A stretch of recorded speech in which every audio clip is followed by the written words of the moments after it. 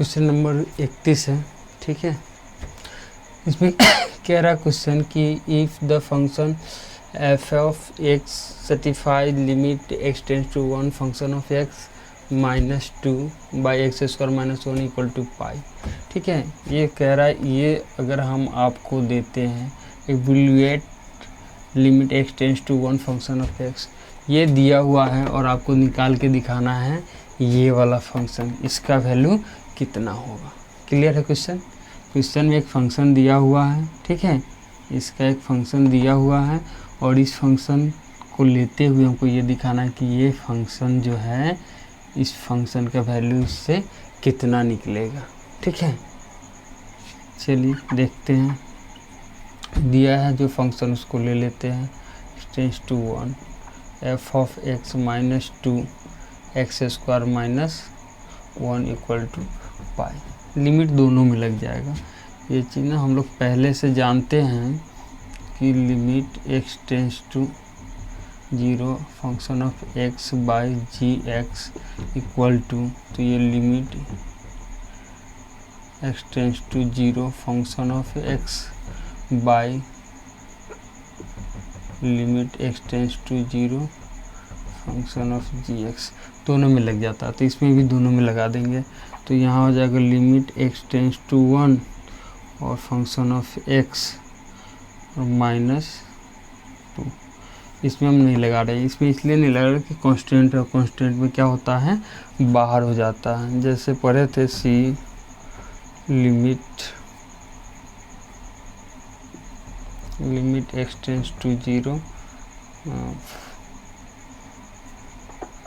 C into f of x, तो ये हो जाता था सी बाहर चला जाएगा क्योंकि कांस्टेंट है। Limit x tends to 0 function of x, function के साथ लिमिट लगेगा, कांस्टेंट टर्म में जो होगा क्या हो जाएगा, या बाहर निकल जाएगा, ठीक है। तो यहाँ पे भी क्या किया, इसको बाहर निकाल दिया, ठीक है।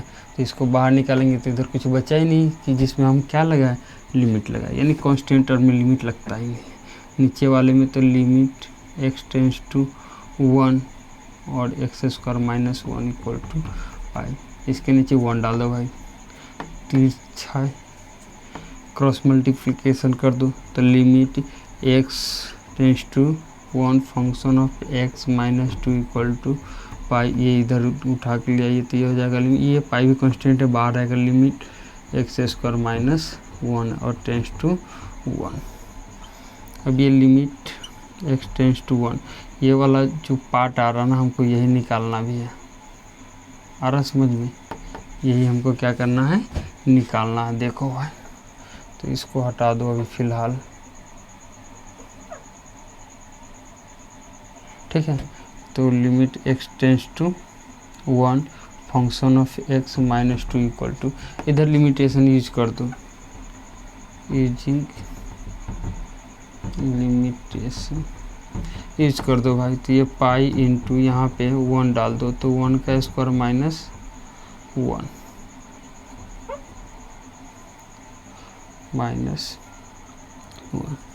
तो limit x tends to 1 function of x minus pi into ये 1 -1, यानी पाई इंटू 0 बराबर 0, बराबर क्या हो जाएगा, 0।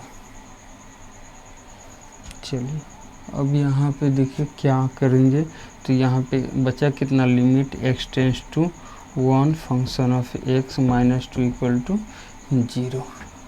तो सिंपल है, ये हो जाएगा limit x tends to 1 function of x, ये माइनस में इधर जाएगा तो हो जाएगा 2। यही वैल्यू हमको निकालना था। देखिए यहाँ पे ये वैल्यू आ गया, इसका मान कितना है, 2 आया। वीडियो पॉज करके नोट कर लीजिए।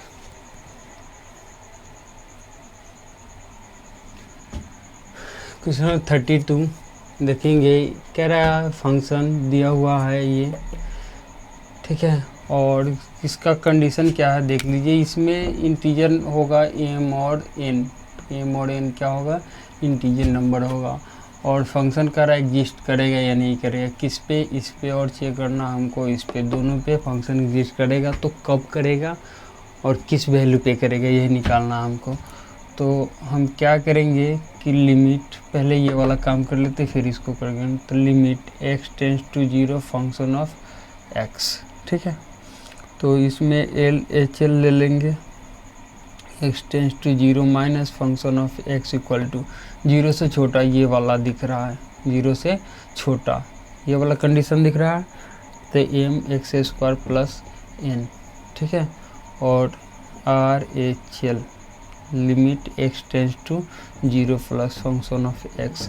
अब देख लो भाई 0 से क्या होना चाहिए, बड़ा होना चाहिए, 0 से क्या होना चाहिए, फंक्शन बड़ा होना चाहिए। तो 0 से बड़ा, तो 0 से बड़ा तो यही है भाई, 0 से बड़ा, 1 से छोटा और 0 से बड़ा, ये वाला फंक्शन है। तो ये हो गया n x प्लस का m, वैल्यू पुट कर दो, तो वैल्यू पुट कर दोगे तो m और यहाँ हो जाएगा 0² प्लस का n, ठीक है। तो 0 से में गुना करोगे, 0 कट गया, बचा n, यहाँ पे भी करो तो n इंटू 0 प्लस का m, 0 से n में मल्टीप्लाई करो, 0 में प्लस करोगे m।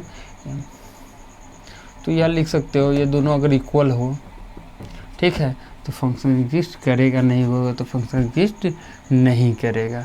तो किस पे करेगा, तो m एंड n, ऐसे ही लिख दो शॉर्ट में, if m equal to n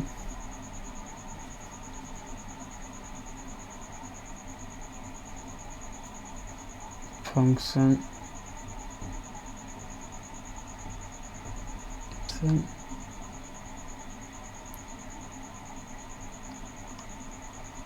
always exist.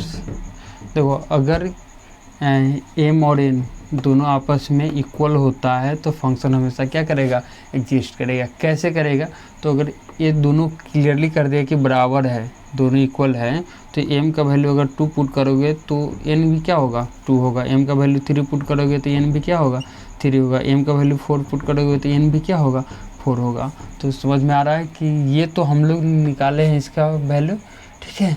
तो ये एग्जिस्ट करेगा, लेकिन कब करेगा, इफ़ अगर m इक्वल टू n हो, ये दोनों का वैल्यू अगर बराबर हो, तो अगर बराबर नहीं आता है तो ये फंक्शन एग्जिस्ट नहीं करेगा। ये क्यों लिखना पड़ गया कि यहाँ पे क्लियरली एक अल्फ़ाबेट आ रहा, अगर यहाँ पे आ जाता 2 4 6 8 और दोनों अलग अलग आ जाए या सेम आ जाए तो हमको ये लिखने में कठिनाई नहीं होती। तो यहाँ पूछ रहा है कि ये फंक्शन और ये फंक्शन एग्जिस्ट करेगा, तो किस पे करेगा दोनों, तो हो सकता है ये दोनों अगर इक्वल है तो एग्जिस्ट करेगा, अगर ये दोनों इक्वल नहीं होगा तो फंक्शन एग्जिस्ट नहीं करेगा। क्लियर है। चलिए अब हम लोग देख लेते हैं फंक्शन को उस पर, ठीक है। तो अब फंक्शन के लिए क्या करेंगे, फंक्शन x टेंस टू क्या है, उसमें 1 है, x टेंस टू क्या है 1। चलिए इस पे देख लेंगे। तो सेम प्रोसेस है, LHL limit x tends to 1 minus function of कितना है x, और एक हो जाएगा RHL, ठीक है। तो RHL हो गया, यानी limit x tends to 1 plus function of x। अब देख लो दोनों पे करना क्या है, तो एक से छोटा चाहिए, एक से क्या चाहिए, छोटा। एक से छोटा फंक्शन ये दिख रहा है, एक से छोटा और एक के बराबर, एक से छोटा, तो n x प्लस का m, और एक से बड़ा क्लियर ये दिख रहा है, n x के पावर क्यू प्लस का m। यही कंडीशन है भाई, यही देखना पड़ता है हमको इसको निकालने के लिए। यहाँ पे LHL में देखेंगे माइनस है, यानी एक से क्या चाहिए, हल्का सा छोटा, तो एक से छोटा तो ये फंक्शन है, और यहाँ प्लस है तो एक से क्या चाहिए, बड़ा, तो एक से बड़ा ये फंक्शन है।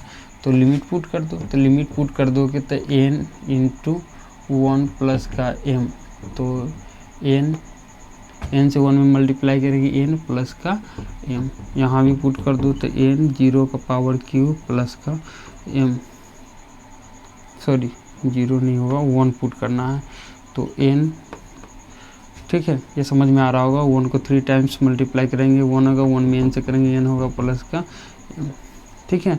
तो ये फंक्शन यानी LHL इक्वल टू RHL, ये दोनों इक्वल आ रहा है, इसका मतलब फंक्शन क्या है, फंक्शन एग्जिस्ट करेगा।